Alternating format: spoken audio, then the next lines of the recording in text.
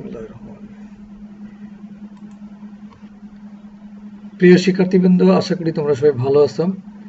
সামাজিক দূরত্ব মেনটেন করে স্বাস্থ্যবিধি মেনে পরিবারের সঙ্গে সুস্থভাবে জীবনযাপন করছো, নিয়মিত পড়াশোনা করছো। আজকে অনলাইন ক্লাসে তোমাদের ওয়েলকাম। তোমরা এই স্লাইডে দেখতে পাচ্ছ সুগার ক্যান উদ্ভিদ। এই উদ্ভিদ C4 উদ্ভিদ। এই উদ্ভিদের বিশেষ আলোচনা আজকের এই সেশনে করব।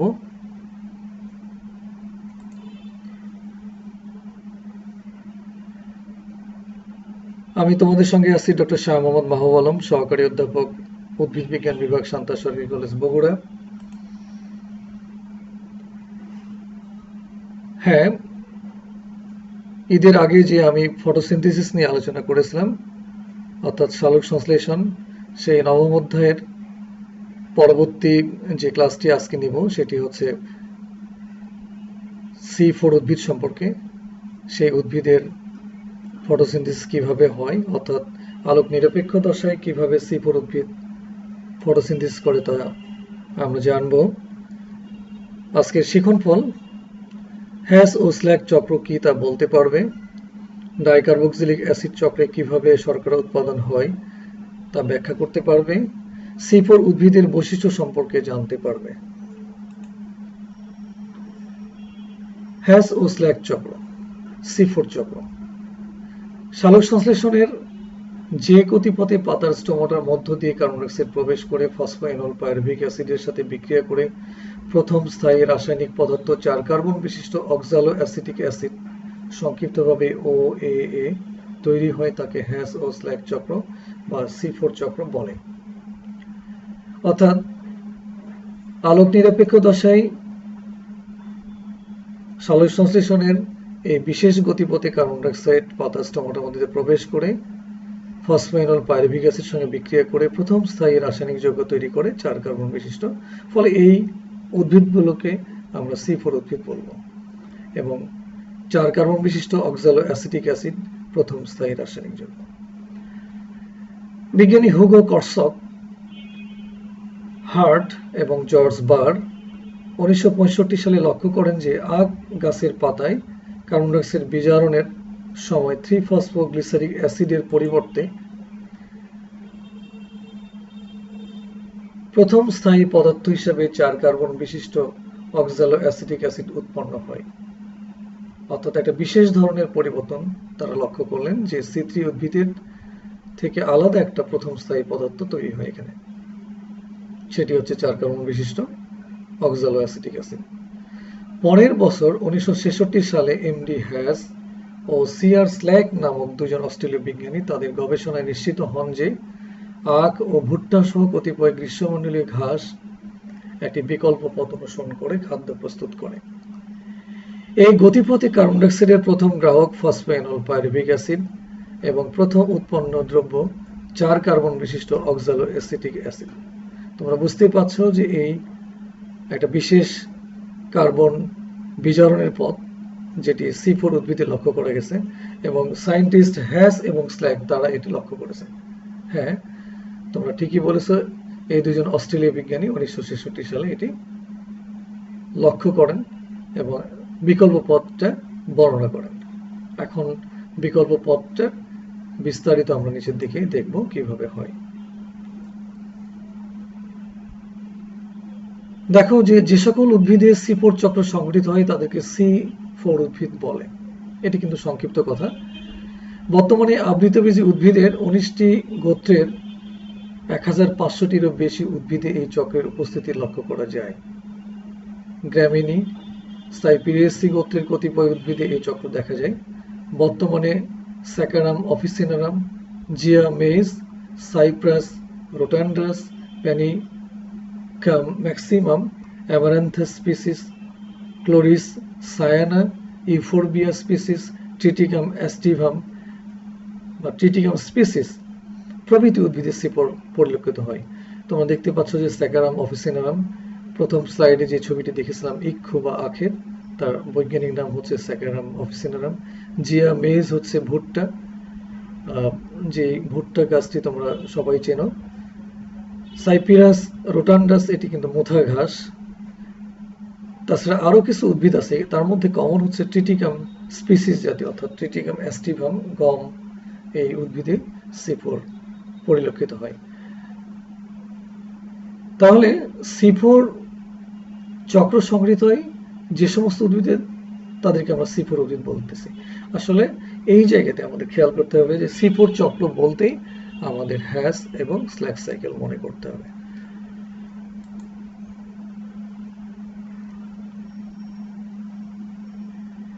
C4 উদ্ভিদের পাতার মেসোফিল টিস্যুর ক্লোরোপ্লাস্ট এবং বার্নিল শীট ক্লোরোপ্লাস্টে স্বল্প সংখ্যক গ্রানা বিশিষ্ট বৃহদাকার ক্লোরোপ্লাস্ট সালিস সংশ্লেষণে পরিলক্ষিত হয়। আমরা খেয়াল করি যে C4 উদ্ভিদের পাতার বিশেষ একটি গঠন আছে এখানে, মেসোফিল টিস্যুর ক্লোরোপ্লাস্ট এবং বার্নিল শীট ক্লোরোপ্লাস্ট। দুটো ক্লোরোপ্লাস্ট দুই ধরনের হয় এখানে। আমরা C4 উদ্ভিদের এই স্পেশাল লিফ অ্যানাটমি খেয়াল করব। এই দুটো জায়গায় কিন্তু দুই ধরনের মেকানিজম সংঘটিত হয়। মেসোফিল টিস্যুর ক্লোরোপ্লাস্ট C3 উদ্ভিদে শুধুমাত্র বিদ্যমান, কিন্তু C4 এসে দেখতে পাচ্ছি যে বান্ডিল শীট, অর্থাৎ ভাস্কুলার বান্ডিলের চারিদিকে যে আবরণ, সেটাকে শীট বলা হয়, সেখানে বিশেষ ক্লোরোপ্লাস্ট আছে, সেখানেও ফটোসিনথেসিস হয়। C4 উদ্ভিদে হ্যাসল্যাক সাইকেল সংঘটিত হয় মেসোফিল টিস্যুর ক্লোরোপ্লাস্টে, আর বান্ডিল শীটে সংঘটিত হয় কেলভিন চক্র। আমরা ইতিমধ্যে কেলভিন চক্র সম্পর্কে বিস্তারিত আলোচনা করেছি। হ্যাঁ, কেলভিন চক্র, ঠিক আছে, তুমি এটা ঠিক বলেছো। হ্যাশ ও স্ল্যাক কর্তৃক আবিষ্কৃত কার্বন আত্মীকরণের চক্রকে আরো কতিপয় নামে আখ্যায়িত করা হয়। অর্থাৎ C4 এই সাইকেলকে হ্যাশ-স্ল্যাক নামে আমরা অভিহিত করছি, কিন্তু এটা ছাড়াও এই চক্রটিকে ডাই কার্বক্সিলিক চক্র, বিটা কার্বক্সিলেশন পথ, কোঅপারেটিভ ফটোসিনথেসিস ইত্যাদি নামে এদেরকে অভিহিত করা যেতে পারে।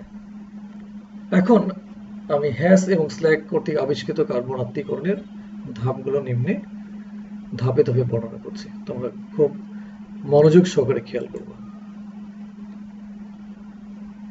প্রথম বিক্রিয়া, প্রথম ধাপে কি সংঘটিত হয় তোমরা একটু খেয়াল করো।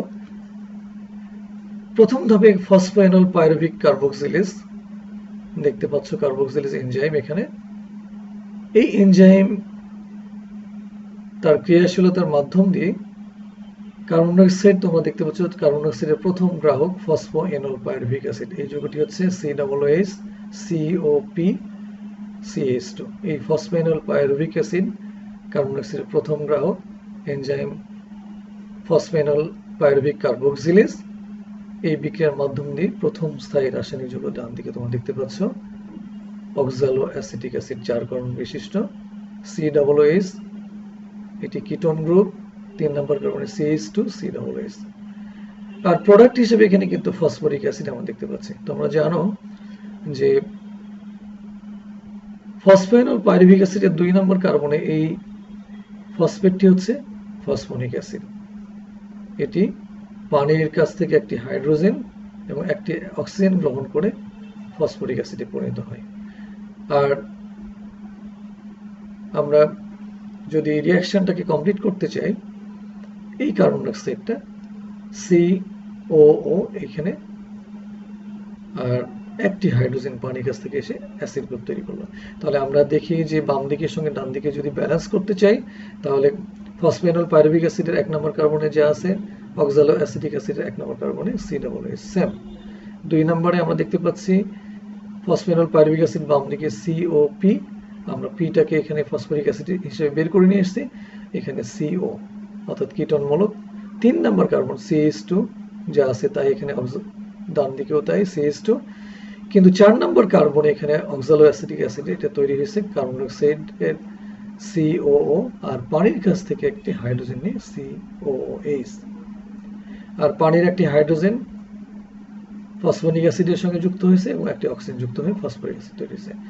আমি আশা করছি তোমরা এই প্রথম বিক্রিয়ায় রাসায়নিক ভারসাম্য সহ তোমরা বুঝতে পেরেছো। আমরা দ্বিতীয় বিক্রিয়ায় যাই।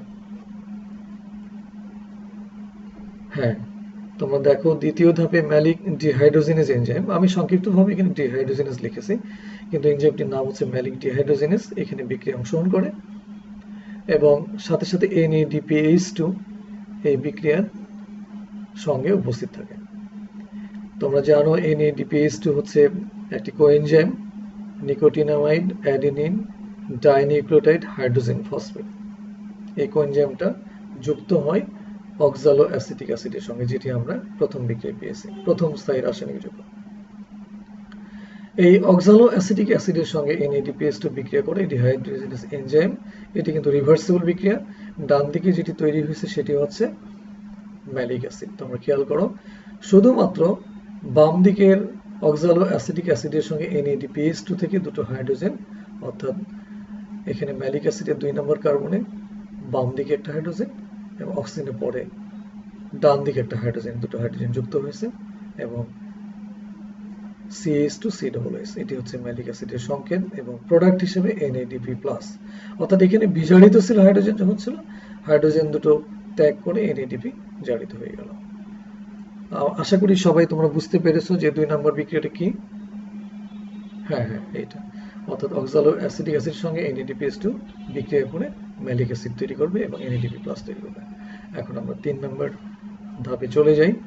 তার আগেই কিন্তু এখানে একটা বোঝার বিষয় আছে যে উপরের দুটি বিক্রিয়া পাতার মেসোফিল টিস্যু ক্লোরোপ্লাস্টে সংঘটিত হয় এবং সেখান থেকে ম্যালিক অ্যাসিড বেরিয়ে এসে বান্ডিল শীটে ক্লোরোপ্লাস্টে প্রবেশ করে। তাহলে উপরোক্ত দুটো বিক্রিয়া সংঘটিত হচ্ছে পাতার মেসোফিল টিস্যুতে এবং সেখান থেকে ম্যালিক অ্যাসিড যে তৈরি হলো সেটা বেরিয়ে এসে বান্ডিল শীটে ক্লোরোপ্লাস্টে প্রবেশ করে।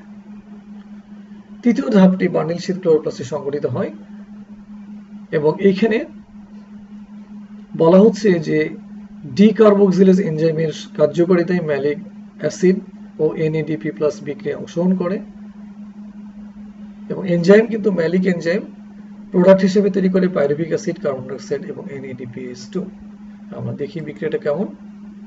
হ্যাঁ, বাম দিকে তোমরা দেখতে পাচ্ছ ম্যালিক অ্যাসিড 1 নম্বর কার্বনে COOH, CHOH 2 নম্বর কার্বনে, 3 নম্বরে CH2, 4 নম্বরে COOH। এটি হচ্ছে ম্যালিক অ্যাসিড। এখান থেকে জাস্ট NADP+ যুক্ত হচ্ছে ম্যালিক ডিহাইড্রোজেনেজ এনজাইম, অর্থাৎ 2 নম্বর কার্বনে ম্যালিক অ্যাসিডের যে দুটো হাইড্রোজেন আছে সেটি কিন্তু NADPH2 এর সঙ্গে যুক্ত হবে। আর প্রোডাক্ট হিসেবে আমাদের খেয়াল করো পাইরুভিক অ্যাসিড তৈরি হবে। পাইরুভিক অ্যাসিড 3 কার্বন বিশিষ্ট। আমরা খেয়াল করি বাম দিকে ম্যালিক অ্যাসিডের প্রথম যে কার্বন ছিল কার্বক্সিল গ্রুপ COOH, ডান দিকে পাইরুভিক অ্যাসিডের তাই 2 নম্বর কার্বনে দুটো হাইড্রোজেন বেরিয়ে গেছে ম্যালিক অ্যাসিডের, ফলে এখানে CO আছে, কিটোন গ্রুপটা আছে এবং 3 নম্বর কার্বনে বাম দিকে ম্যালিক অ্যাসিডের CH2 এর সঙ্গে একটি হাইড্রোজেন যুক্ত হয়েছে। সেই হাইড্রোজেনটি কিন্তু এই হাইড্রোজেনটি CH3 হয়েছে। আর এইখানে 4 নম্বর যে কার্বন ছিল ম্যালিক অ্যাসিডের, এই 4 নম্বর কার্বন থেকে কার্বন ডাইঅক্সাইডটা বেরিয়ে প্রোডাক্ট হিসেবে চলে এসেছে। আর NADP+টা আবার বিজারিত হয়ে NADPH2 তে পরিণত হয়েছে। বুঝেছো তোমরা? হ্যাঁ, এই ম্যালিক অ্যাসিডটা NADP+ এর সঙ্গে বিক্রিয়া করে পাইরুভিক অ্যাসিড, NADPH2 এবং কার্বন ডাইঅক্সাইড তৈরি হয়েছে। ক্লিয়ার? আচ্ছা, ঠিক আছে, ধন্যবাদ। দেখো যে উপরের বিক্রিয়া উৎপন্ন মুক্ত কার্বন ডাইঅক্সাইড আমরা দেখতে পেয়েছি। মুক্ত কার্বন ডাইঅক্সাইড রাইবোলোজ 1,5-বিসফসফেট কর্তৃক গৃহীত হয়। আমি দেখাচ্ছি তোমাদের, এই যে মুক্ত কার্বন ডাইঅক্সাইড তৈরি হয়েছে এখানে pyruvic acid plus NADPH2 plus মুক্ত কার্বন ডাইঅক্সাইড, এটি কিন্তু আমার পরবর্তী বিক্রিয়ায় গুরুত্বপূর্ণ ভূমিকা পালন করে। সেটি আমি দেখানোর চেষ্টা করছি যে উপরের বিক্রিয়ায় উৎপন্ন মুক্ত কার্বন ডাইঅক্সাইড রাইবোলোজ 1,5-বিসফসফেট কর্তৃক গৃহীত হয়। অতঃপর কেলভিন এবং বেসাম চক্রের সমস্ত বিক্রিয়ার মাধ্যমে শর্করা উৎপন্ন করে। অর্থাৎ মূল টার্গেট হচ্ছে যে আমাদের বান্ডিল শীট ক্লোরোপ্লাস্টে এই কার্বন ডাইঅক্সাইড এসে রাইবোলোজ 1,5-বিসফসফেটের কর্তৃক গৃহীত হবে এবং ক্যালভিন চক্রের সমস্ত বিক্রিয়া সম্পন্ন করে তারা শর্করা তৈরি করবে। আমরা ইতিপূর্বে ক্যালভিন চক্র নিয়ে বিস্তারিত আলোচনা করেছি, কিভাবে ক্যালভিন চক্রের মাধ্যমে ধাপে ধাপে শর্করা তৈরি হয়। আশা করি তোমরা সেখানে দেখে নিবা কোনো সমস্যা থাকলে। এরপরে পাইরুভিক অ্যাসিড মেসোফিল ক্লোরোপ্লাস্টে ফিরে যায় এবং সেখানে এর সঙ্গে ATP যুক্ত হয়ে ফসফোইনোল পাইরুভিক অ্যাসিড তৈরি করে। এই বিক্রিয়ায় পাইরুভিক কাইনেজ এনজাইম অংশগ্রহণ করে। অর্থাৎ পাইরুভিক অ্যাসিড যেটি তৈরি হয়েছিল সেটি কিন্তু মেসোফিল ক্লোরোপ্লাস্টে ফিরে যাবে। আমরা দেখি পাইরুভিক অ্যাসিড, এই যে পাইরুভিক অ্যাসিড তৈরি হয়েছে সেটি কিন্তু মেসোফিল ক্লোরোপ্লাস্টে ফিরে যাবে। এটি তৈরি হয়েছে বান্ডিল শীট ক্লোরোপ্লাস্টে, কিন্তু ফিরে যাবে মেসোফিল ক্লোরোপ্লাস্টে এবং সেখানে গিয়ে এটিপির সঙ্গে যুক্ত হয়ে অর্থাৎ এটিপির কাছ থেকে একটি ফসফেট গ্রহণ করে ফসফাইনল পাইরুভিক অ্যাসিড তৈরি করবে। আমরা দেখি বিক্রিয়াটা দেখলে বুঝতে পারবো। হ্যাঁ, pyruvic acid ATP kinase enzyme তোমরা জানো, এটি রিভার্সিবল বিক্রিয়া, ম্যাগনেসিয়াম আয়ন অংশগ্রহণ করে। কাইনেজ এনজাইম যখনই থাকবে তোমার মনে করো ম্যাগনেসিয়াম এনজাইম এখানে উপস্থিত থেকে বিক্রিয়ায় সংঘটিত করে। তাহলে দেখো বাম দিকে পাইরুভিক অ্যাসিড 2 নম্বর কার্বনের এখানে এই অক্সিজেনের সঙ্গে ফসফেট থেকে ফসফনিক অ্যাসিড গ্রহণ করে, তাহলে এই যৌগটি হয়ে গেল কি ফসফাইনল পাইরুভিক অ্যাসিড। আর ফসফরিক অ্যাসিডের একটা হাইড্রোজেন একটা অক্সিজেন, সেই হাইড্রোজেন অক্সিজেনের সঙ্গে তোমরা খেয়াল করো CH3 ছিল এখানে, এখানে CH2 এই একটা হাইড্রোজেন যুক্ত হয়ে পানি তৈরি হবে। অর্থাৎ ফসফাইনল পাইরুভিক অ্যাসিডের সংকেত দেখো তোমরা খেয়াল করো, পাইরুভিক অ্যাসিডের আছে COOH, ফসফেনলের COOH 1 নম্বর কার্বন, 2 আছে কিটোন মূলক, এখানেও কিটোন আছে কিন্তু ফসফনিক অ্যাসিড আছে, এখানে CH3 পাইরুভিক অ্যাসিডে কিন্তু ফসফেনল পাইরুভিক অ্যাসিডে CH2। তাহলে এই একটি হাইড্রোজেন আর এই ফসফরিক অ্যাসিড থেকে একটা হাইড্রোজেন একটা অক্সিজেন নিয়ে পানি তৈরি করেছে। তোমরা বুঝতে পেরেছো, আমি ভারসাম্য আকারে দেখালাম। আর এটিপিটা পরিণত হলো আমার এডিপি। তোমরা জানো সবাই এটিপি কি, অ্যাডেনোসিন ডাইফসফেট, এটা এডিপি, আর এটিপি হচ্ছে অ্যাডেনোসিন ট্রাইফসফেট, অর্থাৎ একটা ফসফেট বেরিয়ে গেছে। ক্লিয়ার? হ্যাঁ হ্যাঁ ঠিক আছে। এট এ গ্ল্যান্স আমরা দেখব C4 চক্র কিভাবে সংঘটিত হয়। মেসোফিল ক্লোরোপ্লাস্ট এবং বান্ডিল শীট ক্লোরোপ্লাস্ট, অর্থাৎ পাতার একটা বিশেষ গঠন আমরা বলেছি যে মেসোফিল ক্লোরোপ্লাস্ট এক ধরনের হবে, বান্ডিল শীট আরেক ধরনের ক্লোরোপ্লাস্ট। তাহলে প্রথম বিক্রিয়ায় ফসফাইনল পাইরুভিক অ্যাসিড কার্বন অক্সাইডের সঙ্গে যুক্ত হয়েছে, যুক্ত হয়ে অক্সালো অ্যাসিটিক অ্যাসিড।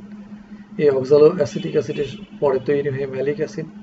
এই ম্যালিক অ্যাসিড মেসোফিল ক্লোরোপ্লাস্ট থেকে প্রবেশ করে বান্ডিল শীট ক্লোরোপ্লাস্টে এবং ম্যালিক অ্যাসিড ভেঙে যায়, ভেঙে গিয়ে তৈরি করে পাইরুভিক অ্যাসিড এবং মুক্ত কার্বন অক্সাইড।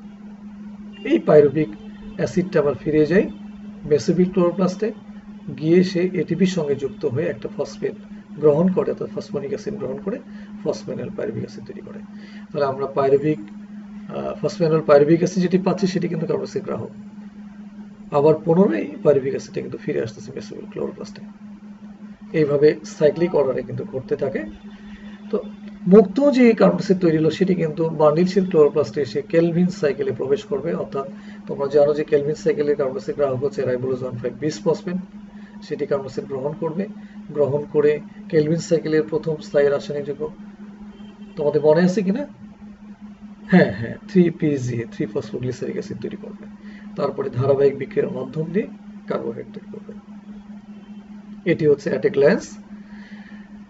তবে তোমরা খেয়াল করো যে মেসোফিল ক্লোরোপ্লাস্টের যে প্রথম বিক্রিয়া ফসফাইনল পাইরুভিক অ্যাসিড কার্বন অক্সাইড গ্রাহক, কিন্তু কোন কোন বিজ্ঞানীরা বর্তমানে এই কার্বন অক্সাইডকে তারা যুক্ত করেছেন পানির সঙ্গে কার্বনিক অ্যানহাইড্রেজ এনজাইমের মাধ্যম দিয়ে, সেখানে কার্বনিক অ্যাসিড তৈরি করছে। এই কার্বনিক অ্যাসিড সেকেন্ড স্টেজে এসে ফসফেনল পাইরুভিক অ্যাসিডের সঙ্গে যুক্ত হচ্ছে। এটি কিন্তু একটা অতিরিক্ত বিক্রিয়ার মাধ্যম দিয়ে দেখানো হচ্ছে বর্তমানে, কিন্তু বেসিক কনসেপ্টটা তোমাদের মনে রাখতে হবে যে কার্বন ডাইঅক্সাইডের প্রথম গ্রাহক হচ্ছে ফসফেনল পাইরুভিক অ্যাসিড, তারপরে oxaloacetic acid, malic acid. Malic অ্যাসিডটা বান্ডিল শীট ক্লোরোপ্লাস্টে প্রবেশ করলো। আমি দেখো দুটো সবুজ বর্ডার দিয়ে ভাগ করেছি, যেটা এইটি হচ্ছে মেসোফিল ক্লোরোপ্লাস্ট এবং এটি হচ্ছে বান্ডিল শীট ক্লোরোপ্লাস্ট। এই ম্যালিক অ্যাসিড ভেঙে গিয়ে কার্বন ডাইঅক্সাইড এবং পাইরুভিক অ্যাসিড তৈরি হচ্ছে। কার্বন ডাইঅক্সাইড কেলভিন সাইকেলে প্রবেশ করলে সমস্ত রাসায়নিক বিক্রিয়ার মধ্য দিয়ে কার্বোহাইড্রেট তৈরি করছে, আর পাইরুভিক অ্যাসিড আবার ফিরে যাচ্ছে মেসোফিল ক্লোরোপ্লাস্টে, এটিপির সঙ্গে যুক্ত হয়ে ফসফেনল পাইরুভিক অ্যাসিড হিসেবে রেডি থাকতেছে কার্বন ডাইঅক্সাইড গ্রহণ করার জন্য। ঠিক আছে? হ্যাঁ হ্যাঁ ঠিক। এখন আমরা C4 উদ্ভিদের বৈশিষ্ট্য নিয়ে আলোচনা করব যে C4 উদ্ভিদ কেমন বৈশিষ্ট্য বহন করে। আমরা একটু বলেছি যে তার পাতার একটা বিশেষ গঠন আছে, পাতার এই বিশেষ গঠনটা কেমন হয় আমরা এই বৈশিষ্ট্যের মধ্যেই জানবো। আমি প্রথম বৈশিষ্ট্য তোমরা খেয়াল করো যে যে সমস্ত উদ্ভিদের পাতার স্টোমাটার মধ্য দিয়ে কার্বন ডাই অক্সাইড প্রবেশ করে ফসফেনল পাইরুভিক অ্যাসিডের সাথে বিক্রিয়া করে মেসোফিল ক্লোরোপ্লাস্টে প্রথম স্থায়ী রাসায়নিক যৌগ 4 কার্বন বিশিষ্ট অক্সালো অ্যাসিটিক অ্যাসিড তৈরি করে, তাদেরকে C4 উদ্ভিদ বলে। আমি ক্লিয়ারলি বলেছি এখানে C4 উদ্ভিদ কাকে বলে। যদি প্রশ্ন করা হয় তোমরা কিভাবে বলবা? তোমরা বলবা যে বাতাসের মুক্ত কার্বন ডাই অক্সাইড স্টোমাটার মধ্য দিয়ে প্রবেশ করে ফসফেনল পাইরুভিক অ্যাসিডের সঙ্গে বিক্রিয়া করে প্রথম স্থায়ী রাসায়নিক যৌগ তৈরি করে 4 কার্বন বিশিষ্ট অক্সালো অ্যাসিটিক অ্যাসিড। আর যে সমস্ত উদ্ভিদ এই ঘটনাটি সংঘটিত করে তাদেরকে আমরা C4 উদ্ভিদ বলবো। আর এই চক্রকে আমরা C4 চক্র বলবো। ক্লিয়ার? হ্যাঁ হ্যাঁ, ঠিক আছে। দ্বিতীয় বৈশিষ্ট্য হচ্ছে, দেখো C4 উদ্ভিদের মেসোফিল ক্লোরোপ্লাস্টে হ্যাশ ও স্ল্যাগ চক্র, যেটিকে আমরা অন্য নামে ডাইকার্বক্সিলিক অ্যাসিড চক্র, ও বার্নির শীত ক্লোরোপ্লাস্টে কেলভিন চক্র সংঘটিত হয়। এটি খুবই গুরুত্বপূর্ণ। কোন স্যার জিজ্ঞেস করতে পারে ভাইভাতে যে C4 উদ্ভিদের হ্যাশ-স্ল্যাগ সাইকেল কোথায় হয় এবং কেলভিন সাইকেল কোথায় সংঘটিত হয়। তোমরা খেয়াল করো যে C4 উদ্ভিদের মেসোফিল ক্লোরোপ্লাস্টে হ্যাশ-স্ল্যাগ চক্র আর বার্নিল শীত ক্লোরোপ্লাস্টে কেলভিন চক্র সংঘটিত হয়। 3 নম্বর বৈশিষ্ট্য, C4 উদ্ভিদে ভাস্কুলার বার্নিলকে আবৃত করে এক বা দ্বিস্তরী ঘন সন্নিবিষ্ট কোষসমূহ লক্ষ্য করা যায়, যাকে বার্নিল শীত বলে। বিজ্ঞানী লেটস এই ধরনের কলার সাংস্থানিক গঠনকে ক্রাঞ্জ অ্যানাটমি বলে অভিহিত করেছেন। ক্রাঞ্জ জার্মান শব্দটির অর্থ হলো বলয় বা মালা, halo or wreath. Kranz anatomy C4 উদ্ভিদের এই পাতার বিশেষ গঠন, অর্থাৎ বার্নিল শীত। ভাস্কুলার বার্নিল তোমরা সবাই জানো, ভাস্কুলার বার্নিল হচ্ছে পরিবহন কলা। এই ভাস্কুলার বার্নিলের মধ্যে জাইলেম এবং ফ্লোয়েম টিস্যু থাকে। তোমরা জানো জাইলেম ফ্লোয়েম টিস্যুর মূল কাজটা কি? জাইলেম উদ্ভিদের মূলরমের মাধ্যম দিয়ে বা মূলের মাধ্যম দিয়ে মাটি থেকে পানি, খনিজ লবণ শোষণ করে গোটা উদ্ভিদ দিয়ে ছড়িয়ে দিবে। আর ফ্লোয়েম হচ্ছে পাতায় তৈরি খাদ্য, শুধু পাতা নয়, সবুজ যে অংশগুলো খাদ্য তৈরি করে সেই অংশগুলি তৈরিকৃত খাদ্য ফ্লোয়েম সমস্ত দিয়ে ছড়িয়ে দিবে। তাহলে এই বার্নিল শীট, ভাস্কুলার বার্নিল কিন্তু তোমরা জানো যে গুচ্ছাকারে থাকে, জাইলেম ফ্লোয়েম গুচ্ছ, সেই গুচ্ছকে ঘিরে কিন্তু বার্নিল শীট থাকে, আবরণ থাকে। এই আবরণেই কিন্তু C4 উদ্ভিদে ক্লোরোপ্লাস্ট বিদ্যমান। যেটি C4 উদ্ভিদে বার্নিল শীট থাকলে বার্নিল শীটে কোনো ক্লোরোপ্লাস্ট থাকে না। এটি খুবই গুরুত্বপূর্ণ একটি তথ্য, তোমাদের মনে করতে হবে। তো এই তথ্যটাকে একটা স্পেশাল নামে নাম দিয়েছেন বিজ্ঞানী লেটস। কলাস্থানিক গঠন, অ্যানাটমিক্যাল যে গঠন, সেটিকে ক্রাঞ্জ অ্যানাটমি বলা আছে। অর্থাৎ টিস্যু সেকশন করে যে একটা বিশেষ গঠন ওনারা পেয়েছেন, সেটিকে ক্রাঞ্জ অ্যানাটমি বলে অভিহিত করেছেন। এরপরে 4 নম্বর বৈশিষ্ট্য, দেখো C4 উদ্ভিদে সালোক সংশ্লেষণের হার অনেক বেশি, ফলে এদের ক্ষয়পূরণ বিন্দু 0 হয়, কম্পেনসেশন পয়েন্ট 0 হয়। ক্ষয়পূরণ বিন্দু অর্থাৎ ক্ষয় হতে থাকে। C4 উদ্ভিদ হোক বা C3 উদ্ভিদ হোক, যখন তারা ফটোসিনথেসিস করে দিনের বেলায় তোমরা জানো যে শ্বসন হয়ে থাকে। শ্বসনের আমরা জানি যে অক্সিজেন গ্রহণ করে উদ্ভিদ, কার্বন ডাই অক্সাইড ত্যাগ করে। তো কার্বন ডাই অক্সাইড ত্যাগ করা মানেই কিন্তু কার্বন ডাই অক্সাইডের ক্ষয় হয়ে গেল।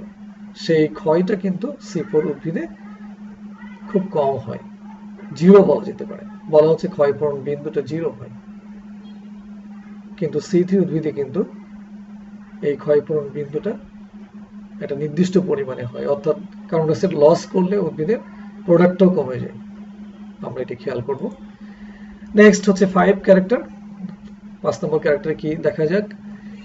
এইসব উদ্ভিদে অর্থাৎ C4 উদ্ভিদে হ্যাশ ও স্ল্যাগ চক্র এবং কেলভিন চক্র উভয় সক্রিয় থাকে। এদের কার্বন ডাই অক্সাইড আত্তীকরণকারী এনজাইম দুটো হলো, তোমরা খেয়াল করো যে ফসফোএনল পাইরুভিক অ্যাসিড কার্বক্সিলেজ, এটা হ্যাশ স্ল্যাগ চক্রের জন্য প্রথম যে কার্বন ডাই অক্সাইড গ্রহণ করবে এনজাইম সক্রিয় হবে। অপরদিকে কেলভিন চক্রের ক্ষেত্রে রুবিস্কো এনজাইম, এটি কিন্তু কার্বন ডাই অক্সাইডের প্রথম গ্রাহক ছিল রাইবোলোজ 1,5-বিসফসফেট। তার নাম অনুসারে এনজাইমটি রাইবোলোজ 1,5-বিসফসফেট কার্বক্সিলেজ সক্রিয় হয়ে কার্বন ডাই অক্সাইড গ্রাহক হবে। এবং প্রথম স্থায়ী রাসায়নিক যৌগ জানো তোমরা কেলভিন চক্রে তৈরি হয় 3 কার্বন বিশিষ্ট, 3 কার্বন বিশিষ্ট 3PGA, 3-ফসফোগ্লিসারিক অ্যাসিড। ক্লিয়ার? এই দুটো অবশ্যই মনে রাখবা যে প্রথম স্থায়ী রাসায়নিক যৌগ 3 কার্বন C3 চক্র বা কেলভিন চক্রে তৈরি হয়, C4 তৈরি হয় 4 কার্বন বিশিষ্ট প্রথম স্থায়ী অক্সালো অ্যাসিটিক অ্যাসিড। বেসিক পার্থক্য, বেসিক নলেজ তোমাদের এখানে থাকতে হবে। তো 5 নম্বর ক্যারেক্টারের পরে আমরা 6 নম্বরে দেখি যে আলোক শোষণ হার অত্যন্ত কম, অর্থাৎ C4 উদ্ভিদের ফটো রেসপিরেশন রেটটা কম হয়। আমি আগেই বলেছি যে ফটো রেসপিরেশন হচ্ছে আলোক শোষণ, আলোর উপস্থিতিতে বা দিনের বেলায় উদ্ভিদ শ্বসনিক কার্যক্রম চালিয়ে যায়, শ্বসনিক কার্যক্রমে কার্বন ডাইঅক্সাইড ত্যাগ করে। C4 উদ্ভিদের এই কার্বন ডাইঅক্সাইড ত্যাগের হারটা কম, ফলে আলোক শোষণের রেটটা, ফটো রেসপিরেশন রেটটা অত্যন্ত কম হয়। ফলে আমি রিভার্সিবল ভাবে বলতে পারি যে ফটোসিনথেটিক রেটটা কিন্তু C4 এ অনেক বেশি, C3 তে কম হবে। নাম্বার 7, বাতাসে স্বল্প পরিমাণ কার্বন ডাইঅক্সাইড থাকলেই সালোক সংশ্লেষণ সংঘটিত হয়, অর্থাৎ C4 উদ্ভিদের বাতাসে কোনো কারণে কার্বন ডাইঅক্সাইডের পরিমাণ যদি কমে যায়, সেক্ষেত্রেও কিন্তু ফটোসিনথেসিস সংঘটিত হয়। অপরদিকে C3 উদ্ভিদে কিন্তু এটি সম্ভব না, বন্ধ হয়ে যেতে পারে ফটোসিনথেসিস। আমরা এখানে একটা স্পেসিফিক মার্কিং করা আছে, দেখো 0 থেকে 10 ppm পার্টস পার মিলিয়ন, অর্থাৎ কার্বন ডাইঅক্সাইডের পরিমাণ যদি 0 থেকে 10 পর্যন্ত পার্টস পার মিলিয়ন ppm থাকলে ফটোসিনথেসিস সংঘটিত হয় C4 এ, কিন্তু C3 তে নয়। অবশ্যই C3 তে হতে হলে 10 এর বেশি থাকতে হবে, কার্বন ডাইঅক্সাইড 10 ppm এর অনেক বেশি থাকতে হবে। 8 নম্বর বৈশিষ্ট্য, C4 উদ্ভিদে সালোক সংশ্লেষণের পরিমিত তাপমাত্রা, এখানে অপটিমাম যে টেম্পারেচার, অর্থাৎ যে তাপমাত্রায় C4 উদ্ভিদ বেশি ফটোসিনথেসিস করতে সক্ষম, এটা on an average 30 to 35 degree centigrade. তবে উচ্চ তাপমাত্রাতেও ফটোসিনথেসিস হয়ে থাকে C4 এ, 30 থেকে 45 ডিগ্রি সেন্টিগ্রেড তাপমাত্রাতে। এটি একটি রিমার্কেবল ঘটনা যে উচ্চ তাপমাত্রাতেও C4 উদ্ভিদ তাদের ফটোসিনথেসিস করতে সক্ষম, অন্যদিকে কিন্তু C3 সক্ষম নয়। হাই টেম্পারেচারে তাদের ফটোসিনথেটিক রেটটা অনেক কমে যায় C3 তে। 9 নম্বর বৈশিষ্ট্য, C4 উদ্ভিদে ফসফেনল পাইরুভিক অ্যাসিড কার্বন ডাইঅক্সাইডের প্রথম গ্রাহক, এটি আমরা ইতিপূর্বেই বলেছি বারবার। 10 নম্বর বৈশিষ্ট্য, এইসব উদ্ভিদে সালোক সংশ্লেষণের হার বেশি, এটি কিন্তু আমি 7 নম্বর ক্যারেক্টারের ক্ষেত্রে বলেছি যে ফটোসিনথেটিক রেটটা বেশি। যেমন পূর্ণ সূর্যালোকের নেট ফটোসিনথেটিক হার এখানে উল্লেখ করা আছে যে পূর্ণ সূর্যালোক, অর্থাৎ আমাদের সানলাইট যদি খুব অপটিমাম মাত্রায় থাকে বা পর্যাপ্ত পরিমাণে থাকে, তখন 40 থেকে 80 মিলিগ্রাম কার্বন ডাইঅক্সাইড, অর্থাৎ সেই সময় কার্বন ডাইঅক্সাইড যে গ্রহণ করবে C4 উদ্ভিদ 40 থেকে 80 মিলিগ্রাম কার্বন ডাইঅক্সাইড, এবং তার প্রতি বর্গ ডেসিমিটার পাতা এবং প্রতি ঘন্টায়, তাহলে প্রতি 1 ঘন্টায় 1 বর্গ ডেসিমিটার পাতায় যদি 40 থেকে 80 মিলিগ্রাম কার্বন ডাইঅক্সাইড গ্রহণ করে উদ্ভিদ, তাহলে এটি হবে সালোক সংশ্লেষণের যে হার সেটা সবচেয়ে বেশি হবে এই রেটে। এর চেয়ে কম হলে কম হবে, অর্থাৎ 40 থেকে 80-র মধ্যেই যদি আমি এই রেঞ্জের মধ্যে যদি কার্বন ডাইঅক্সাইড গ্রহণ করতে পারি, তাহলে ফটোসিনথেটিক রেটটা অনেক হাই হবে। এটি হবে C4 উদ্ভিদের ক্ষেত্রে। 11 নম্বর বৈশিষ্ট্য, C4 উদ্ভিদের প্রথম উৎপন্ন স্থায়ী রাসায়নিক যৌগ 4 কার্বন বিশিষ্ট অক্সালো অ্যাসিটিক অ্যাসিড, এটি আমি বারবার বলেছি এবং বারবার এই বৈশিষ্ট্য ইতিমধ্যে বলা হচ্ছে এখানে, ঠিক আছে? হ্যাঁ, 4 কার্বন বিশিষ্ট অক্সালো অ্যাসিটিক অ্যাসিড, সংক্ষিপ্তভাবে আমি বলেছিলাম OAA। হ্যাঁ। 12 নম্বর বৈশিষ্ট্য, অতিরিক্ত অক্সিজেনের উপস্থিতিতেও সালোক সংশ্লেষণ বাধাপ্রাপ্ত হয় না। C4 উদ্ভিদের ক্ষেত্রে কোনো কারণে অক্সিজেনের, তোমরা জানো বায়ুমণ্ডলে অক্সিজেনের পরিমাণ প্রায় 21 ভাগ, এই 21 ভাগের চেয়ে যদি কোনো কারণে সালোক সংশ্লেষণ বেশি হয়, কারণ অক্সিজেন বেশি থাকে, সেই ক্ষেত্রেও কিন্তু ফটোসিনথেসিসে বাধাপ্রাপ্ত হয় না। C4 উদ্ভিদের এটি একটি স্পেশাল ক্যারেক্টার, কিন্তু C3 উদ্ভিদের বাতাসে যদি কার্বন ডাইঅক্সাইডের অক্সিজেনের পরিমাণ 21 ভাগের চেয়ে বেশি হয়, সেই ক্ষেত্রে C3 উদ্ভিদের ফটোসিনথেসিস বাধাপ্রাপ্ত হবে এবং কখনো কখনো বন্ধ হয়ে যেতে পারে। ঠিক আছে, তোমার মনে রাখবা যে এটি হচ্ছে C4 উদ্ভিদের বিশেষ বৈশিষ্ট্য, যে কার্বন ডাইঅক্সাইডের মাত্রা আমরা দেখেছি যেমন বেশি থাকলে হতে পারে, আবার এখানে অক্সিজেনের মাত্রা যদি 21 ভাগের চেয়ে বেশি থাকে শতকরা, সেই ক্ষেত্রেও C4 উদ্ভিদ ফটোসিনথেসিস করতে সক্ষম। 13 নম্বর বৈশিষ্ট্য, এরা উচ্চ তাপমাত্রা সহ্য করতে পারে বিধায় গ্রীষ্ম প্রধান দেশে বেশি জন্মায়। C4 উদ্ভিদের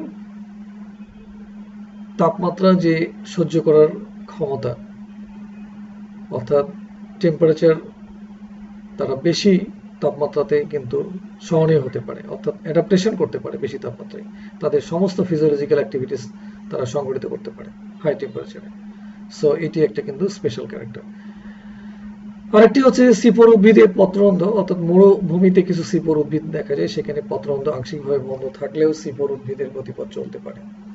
তোমরা জানো মরুভূমিতে অত্যন্ত তাপমাত্রা বেশি, ফলে স্টোমাটাগুলো, পত্ররন্ধ্রগুলো পুরোপুরি কিন্তু খোলা থাকবে না। পুরোপুরি খোলা থাকলে তোমরা জানো যে প্রস্বেদন, অতিরিক্ত প্রস্বেদন হবে, ট্রান্সপিরেশনের মাধ্যমে পানি বেরিয়ে যাবে পত্ররন্ধ্র দিয়ে, ফলে গাছ ওয়াটার লস করবে। গাছের মধ্যে যে পানি থাকবে সেগুলো বাতাসে চলে যাবে, ফলে ওয়াটার লগিং হতে পারে, অর্থাৎ ওয়াটারটা বেরিয়ে যাবে, সেটা ওয়াটার ডিহাইড্রেশন হবে। ওয়াটার লগিং নয়, ডিহাইড্রেশন হবে এখানে, ফলে উদ্ভিদ কিন্তু মারা যেতে পারে। কিন্তু C4 উদ্ভিদের ক্ষেত্রে কিন্তু পত্ররন্ধ্র আংশিকভাবে ক্লোজ থাকবে, বন্ধ থাকবে, এবং তারা সেইভাবেই কিন্তু ফটোসিনথেসিস চালিয়ে যেতে পারে, যেটি C3 উদ্ভিদের ক্ষেত্রে সম্ভব নয়। অর্থাৎ অ্যাডভান্স ক্যারেক্টারগুলো কিন্তু আমি বারবার বলছি C3 চেয়ে C4 উদ্ভিদটা অনেক বেশি লক্ষ্য করা যায়। হ্যাঁ, thanks to all for my passion sharing. তোমাদেরকে আমি ধন্যবাদ জানাই এই সেশনে থাকার জন্য। তোমরা খুব মনোযোগ সহকারে বাসায় পড়াশোনা করবা, কারণ আমি প্রথমেই বলেছি এটি হচ্ছে বায়োকেমিস্ট্রি। বায়োকেমিস্ট্রির মূল বিষয়টা কিন্তু কেমিক্যাল রিয়াকশন বা কেমিক্যাল বিক্রিয়াগুলোর মাধ্যম দিয়ে কিন্তু সংঘটিত হয়। পরীক্ষাতে কিন্তু তোমাদের কেমিক্যাল বিক্রিয়া লেখার দরকার নাই, শুধুমাত্র বর্ণনা করলেই চলবে। কিন্তু হায়ার স্টাডির ক্ষেত্রে, অর্থাৎ অ্যাডমিশন টেস্টের ক্ষেত্রে তোমাদের লাগতে পারে, যেমন মেডিকেল অ্যাডমিশন টেস্ট হতে পারে, বা বিশ্ববিদ্যালয় হতে পারে, বা অন্য যেখানে জায়গায় হতে পারে, সেই ক্ষেত্রে কিন্তু তোমাদের এগুলো লাগতে পারে। ফলে তোমাদের ক্লিয়ার কনসেপ্টের জন্য আমি রাসায়নিক বিক্রিয়া সহকারে দেখালাম, তোমরা এটি মনোযোগ সহকারে দেখবা। কোনো জায়গায় কোনো প্রবলেম মনে হলে তোমরা আমাকে অনলাইনের মাধ্যম দিয়ে ইনফর্ম করবা, আমি চেষ্টা করব সাধ্যমতো তোমাদেরকে বোঝানোর। আর কোনো অসঙ্গতি থাকলে সেটিও তোমরা উল্লেখ করবা, কারণ স্লাইড তৈরির ক্ষেত্রে অনেক সময় ভুল হতে পারে। কেমিক্যাল রিয়াকশনের রাসায়নিক ভারসাম্য বাম দিকে ডান দিকে কিন্তু এটি খেয়াল করতে হয়, এটি তোমরা খেয়াল করবা। আশা করি তোমরা ভালো থাকো, সুস্থ থাকো, এবং পরিবারের সঙ্গে, বাবা মার সঙ্গে এবং যারা আছে তাদের সঙ্গে সামাজিক দূরত্ব বজায় রেখে, স্বাস্থ্যবিধি মেনে, এবং সরকার কর্তৃক যে বিধিনিষেধ আছে, অর্থাৎ নিয়মিত সাবান দিয়ে হাত পরিষ্কার করবো 20 সেকেন্ড ধরে, বাইরে যখন যাবো অবশ্যই মাস্ক পরবা। এই বিধিনিষেধগুলো তোমরা বা এই বিধিমালাগুলো তোমরা অনুসরণ করে ভালো থাকো, সুস্থ থাকো। সবাইকে ধন্যবাদ জানাই। আল্লাহ হাফেজ।